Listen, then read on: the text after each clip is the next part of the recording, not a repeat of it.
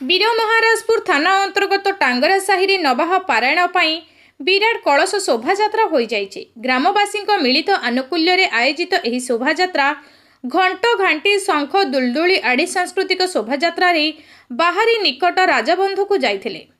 सेठारे गंगा मातान पूजार्चना पर भक्त माने पूर्ण कलश रे पानी धरी शोभायात्रा जाई पारायण स्थल स्थापन करथिले। पूजक मधुसूदन चांद पूजा करी संपादन करिथिया बेले कर्ता भावरे इंद्र मेहर सपत्नीक दायित्व तुलाइथिले। एहा कला शोभायात्रा ब्लॉक उपाध्यक्ष नारायण लुहा, किशोर होता, निरोध पांडेनक समेत शह शह महिला और पुरुष भक्त सामिल होइथिले।